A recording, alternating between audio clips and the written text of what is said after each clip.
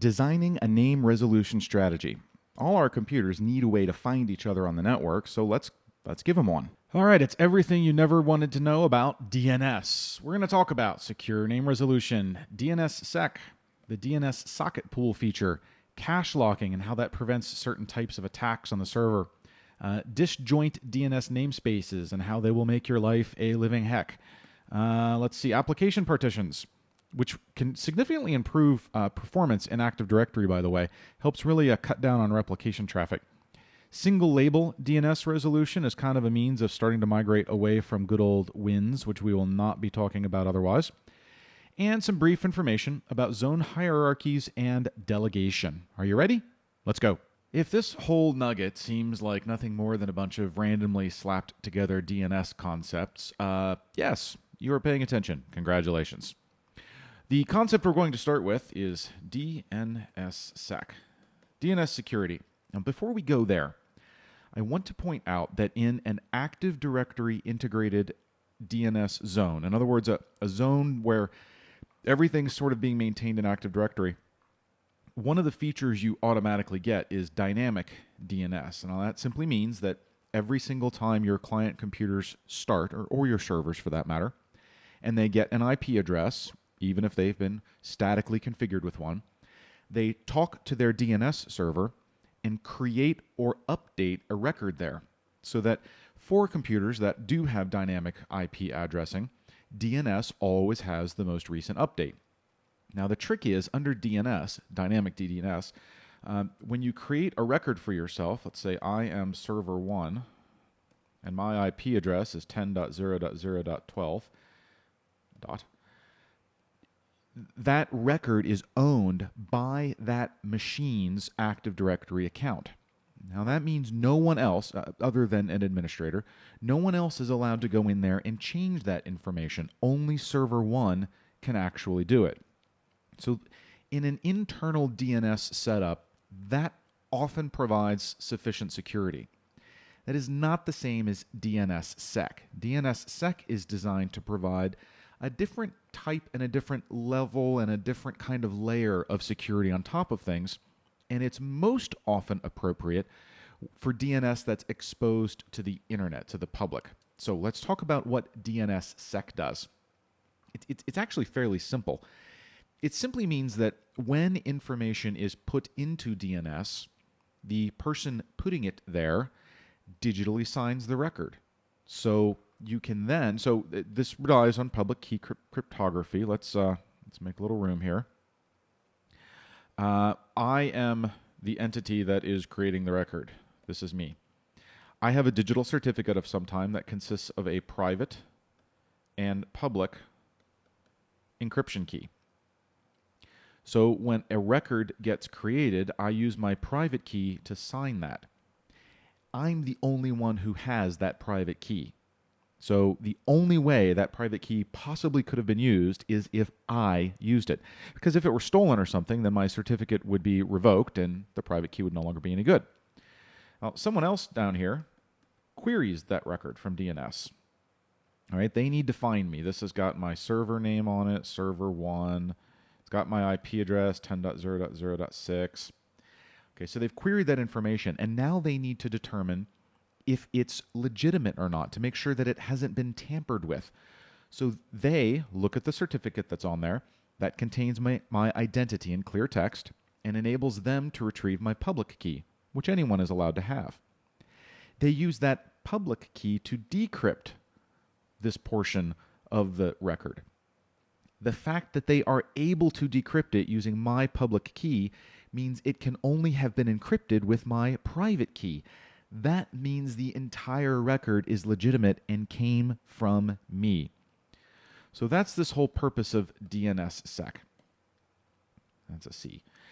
It's designed to make sure that the information in DNS remains verifiably true, that it's not been tampered with by someone else. Because if they tampered with it, then this whole encryption cryptography bit wouldn't have worked out.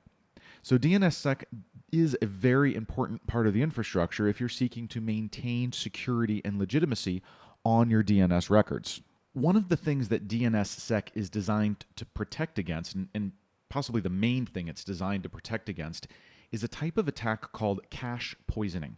Here's what happens.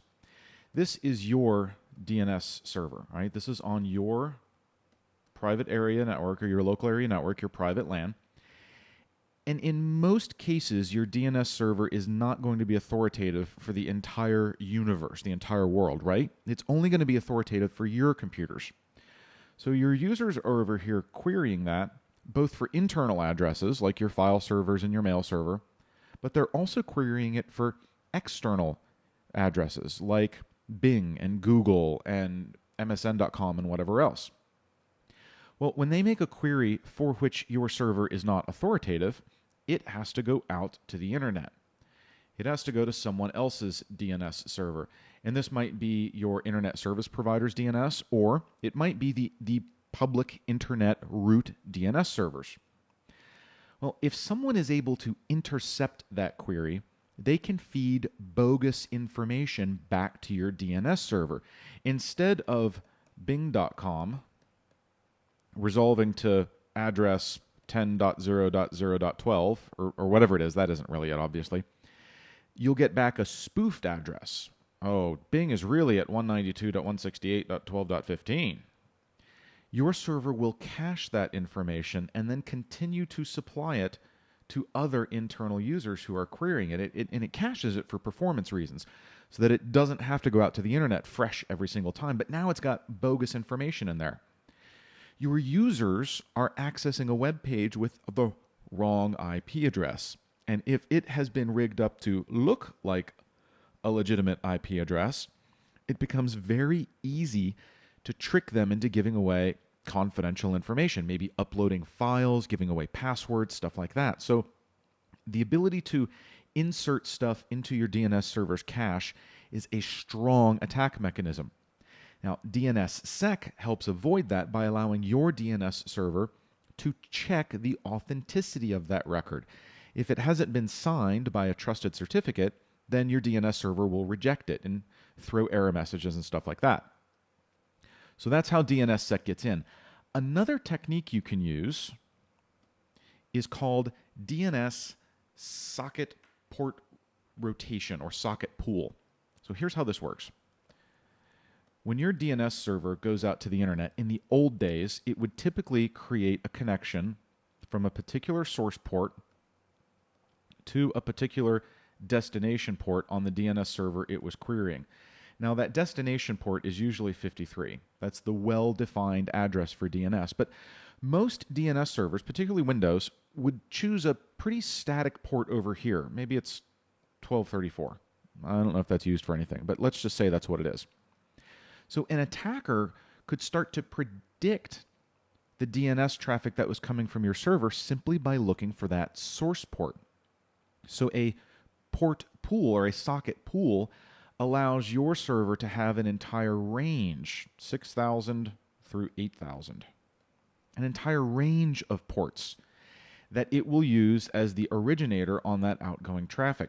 Having that range makes it much more difficult for an attacker to pick up that traffic out of the mass of traffic that's already leaving your organization, because it helps sort of just disguise that. It helps the DNS traffic kind of blend into the crowd. It makes it a little bit harder to find.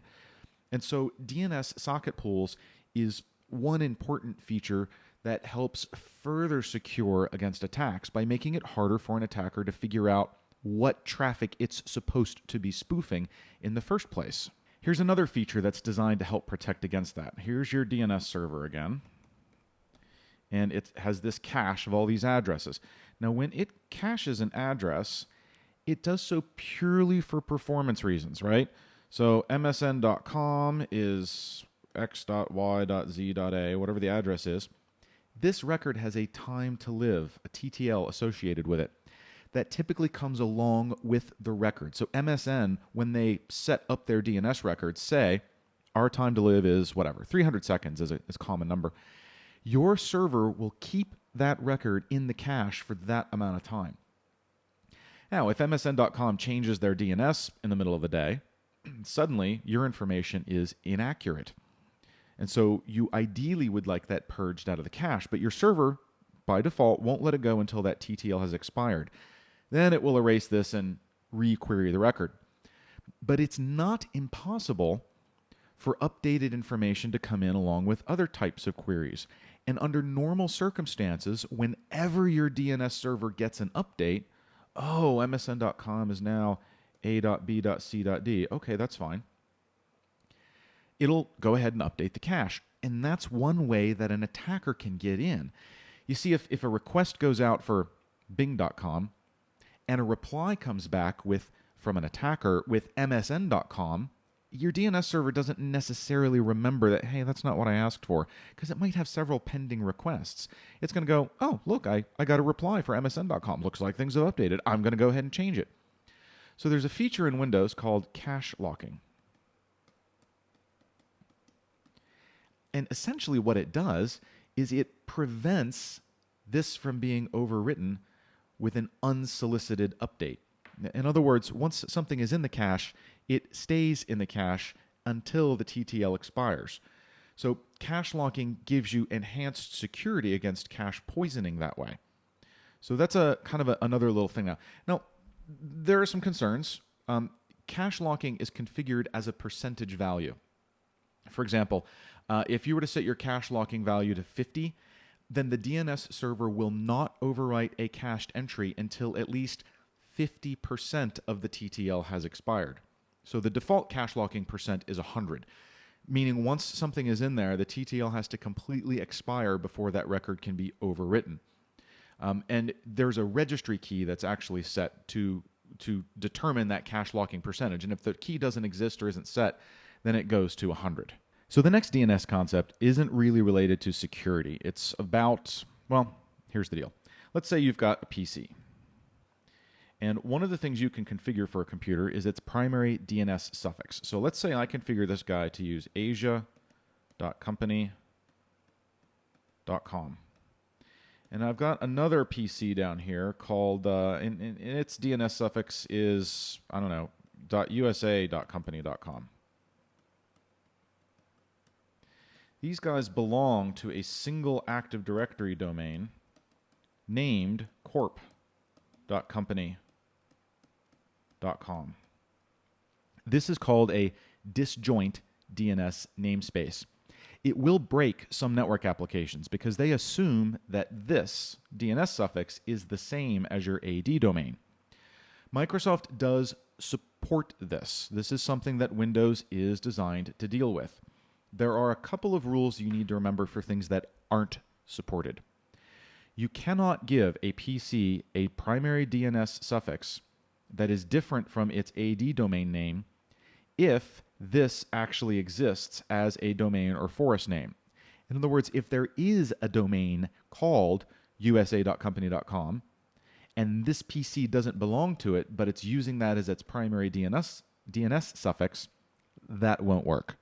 You just can't do that. It's not supported. So if you're going to create these type of disjoints, the way I remember it, quite frankly, is you can use anything you want for the primary DNS suffix, provided it is either the name of the domain you belong to or a completely made-up domain that has nothing to do with Active Directory whatsoever. Both of those are legitimate situations. You just can't have any overlap there. So that's disjoint DNS namespaces. Just bear that in mind as a concept. This next thing is a little bit more abstract. I'm not even sure I can draw a picture for this. When you consider Active Directory, it is actually broken into several partitions.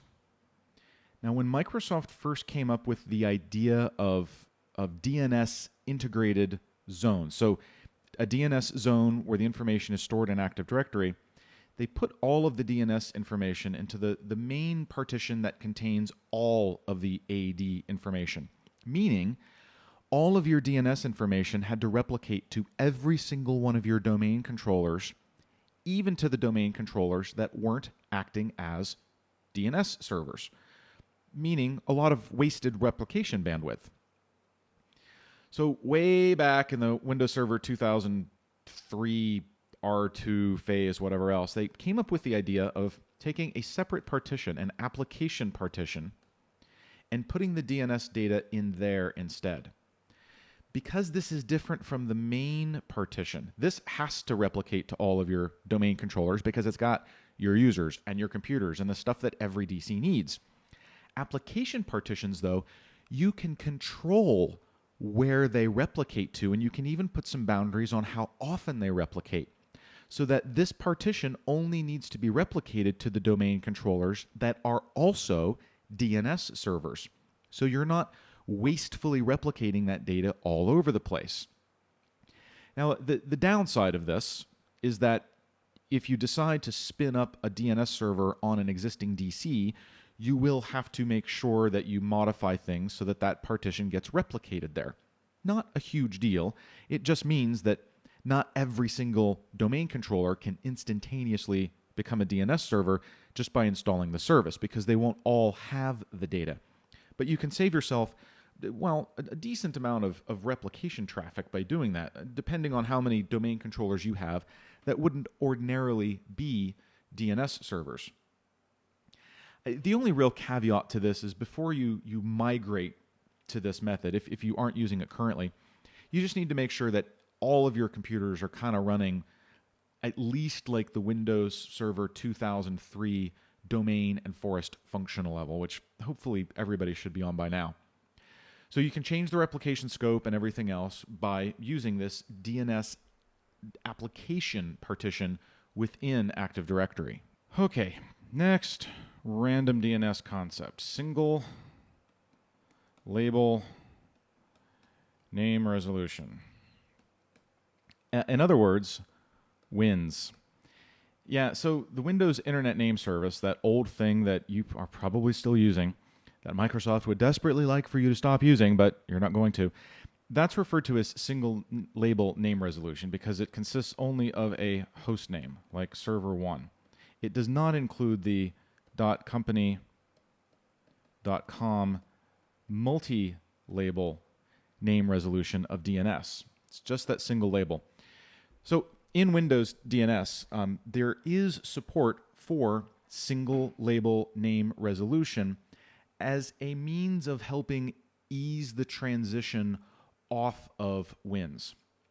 So you're in Windows, even without WINS name resolution set up, DNS clients, so that's your client computers, they can resolve single label names by successively querying their DNS server by appending the single label name thereafter, server 1, with a domain name suffix from a pre-configured search list. So if you only have one domain, like company.com, then that's your pre-configured list. If you've got multiple DNS zones or domains, then you configure all of them in some sensible order, and your clients will query through all of them and attempt to find that single label, server 1. So the DNS client continues to query the DNS server with a different name derived from that list until something resolves successfully. On a smaller network, this works pretty well. For an enterprise with a bunch of domains, managing that suffix search list for all of your clients can be a pain in the neck. Also, because your clients have to go through that list, their query performance is lowered because it's got to query against a long list of domains. Relying on that suffix search list also makes no guarantee that the single label name is global and unique across all the domains in the search list, which can be a problem. You might, for example, have a server 1 in 2 different DNS lists, and it's just going to resolve the first one it comes across. So to help organizations migrate to DNS for all name resolution, the DNS server role in Windows Server supports a special Global Names Zone, or GNZ, Global Names Zone feature. The GNZ helps enable DNS resolution of those single label static global names. And notice the magic word static, because this does not support dynamic registration of single label names, which WINS obviously does. GNZ is not a replacement for WINS. It is a way to help move away from WINS. It does not support single label name resolution of records that are registered dynamically. So you've got to maintain a static list of all those single label names. So when might you ever actually do this? Let's say Let's say that the only reason you're running Wins is because you've got some application running and it needs to be able to query one of 5 different servers. All right, let's call it 4 because that's all I have room for. Time for more coffee. So it only needs to query servers in this list. And if you could just get rid of that application, you could get rid of Wins entirely. This is a perfect situation to use GNZ. You can get rid of Wins because this is a manageable list of static entries that can be put into DNS. So when the DNS server receives a query for a single label host name like server 1 or server 2 or server 4, it attempts to resolve the name by first checking for the name in the GNZ, the Global Names Zone. That's a special zone you set up. It's essentially your Wins backward compatibility zone. It doesn't have a domain name associated with it. Now, if the server can't resolve the name by using the GNZ, then it looks to a local zone resource records. Only if the GNZ doesn't contain the name and that local query fails, will the query then fail over to Wins if the zone is configured to use Wins lookup. So that's what single label name resolution is kind of all about. Okay, our last DNS conceptual thing is going to be DNS zone delegation. It's a pretty straightforward concept that I think a lot of people make a way bigger deal out of than they need to. So here's the deal. Let's say you start off with your corporate domain, and this is just corp.com. Now, at some point, you decide, for whatever reason, that you need sub-zones or subdomains around that. Maybe you want to delegate administration to, let's say, a research division. So we're going to have a separate one called research.corp.com. Maybe you need to kind of divide your namespace a little bit for performance reasons. Maybe all of your computers have been in the US until now, and you're going to be opening a new office in Asia. So you're going to set up asia.corp.com. And for performance reasons, you want to have the computers in Asia using this separate set of DNS servers. All right, well, the deal is that corp.com is the owner domain. This is the top level domain. Everything else is subsidiary to that. Now, by default, research.corp.com looks like a host name. It looks like research is the name of a computer in the corp.com DNS zone. And I'm going to start using the word zone because we're not talking about Active Directory domains. There's obviously a relationship between your AD domains and your DNS zones, but your DNS zones are still an independent thing. So in order to give someone another server control over research.corp.com, you have to create delegation records in the top level one. And the delegation records are pretty simple. You have to create an NS record. So that's a name server record. And the NS record will be for the delegated domain, and it will point to the servers that are authoritative for the research.corp.com zone. So if you've got at least 2 DNS servers that are serving up records for that zone, and you should have 2 for redundancy, then you would also have 2 NS records. You're also going to have host records, which would be A for IPv4 and AA for IPv6. Now, that's necessary so that the name of the server that's specified in the NS record can be resolved to an IP address. So the NS record lists the domain you're delegating and the names of the servers that are going to be authoritative for that zone. And then these records resolve that server host name to the IP address so that your server can find it.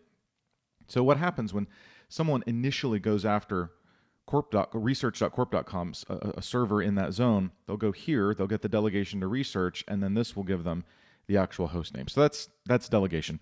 Relatively straightforward concept, but it's important to keep in mind. So real quick, I think the only thing I really need to show you in the product is where to set that DNS socket pool for outgoing stuff. So let's open the, there we go, let's open this, go to the server properties, come on, right click. Properties. Oh, that's right. You can't configure it through the GUI. Ha ha. So we're going to have to drop down to a command line. Oops. Don't do that. What to do with that? You're going to do it with DNSCMD. And this is going to allow you to get in and do that. So there is a specific command you can set up. Now, by default, on any Windows Server 2008 R2 machine that has the Microsoft MS08-037 security patch applied, not that you care, because this is about Windows Server 2012, which has this built in, the source port randomization, the socket pool, is on by default. In fact, I can tell you what the default ports are if you're interested, because I have a little list off here to the side. 2,500 ports are allocated, and they're allocated out of what's called the ephemeral port range, meaning the port range that is not intended to be a well-known port, so nobody's supposed to be using those things. If somebody is using one of those things, then it will automatically cause problems. For example, the Windows IPsec services service uses UDP port 4500 by default. On a DNS server, if you've got that running, it can cause a conflict. And that conflict, because DNS server would start first, can actually prevent the IPsec service from starting. So kind of remember that. If you've got DNS server running on a Server 2012 machine, you've got other services which you need to communicate or listen for incoming communications. You've got other services configured on that same machine. If they won't start, it could be because they're trying to use one of the 2,500 ports that have been allocated.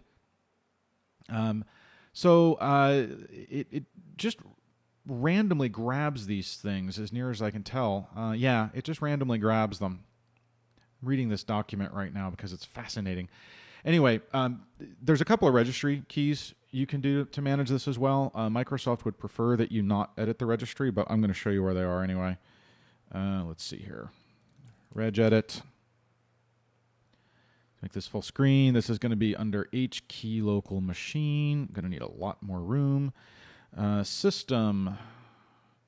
Current control set. Services. DNS, obviously. DNS. There we go. Parameters. Socket pool size. So the one you're going to create is called socket pool size. That's going to be a regd word, and you can set it to be however many you want. 2,500 is good. If you need to pull it in a little bit smaller, you can.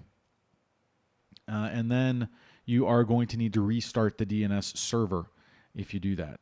And then you can also change it through DNSCMD here. It's got one of these commands on here. For the most part, I wouldn't mess too much with this. I haven't actually run into a ton of problems where it conflicts. I think most of the time it tries to grab ports that it knows aren't in use. The only time you'll run into a problem is if DNS starts up, grabs a bunch of ports, and then something else starts up and tries to grab one of those. DNS grabbed them because it didn't realize they were in use, because they weren't when it started. And then the other thing starts up and it's got nothing to work with. So try to avoid that circumstance and you should be fine. Okay, let's make sure we got everything. Talked about security, DNSSEC, the DNS socket pool. I hope you don't have to configure that. It's honestly a pain in the neck.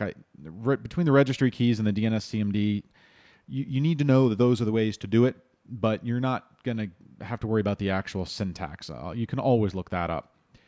Cache locking to help prevent cache poisoning, disjoint namespaces, and how you really want to avoid those if you can. Moving DNS to an application partition to help cut down on the amount of Active Directory replication traffic key type stuff. Single label DNS resolution, and zone hierarchies and delegation. I hope this has been informative for you, and I'd like to thank you for viewing.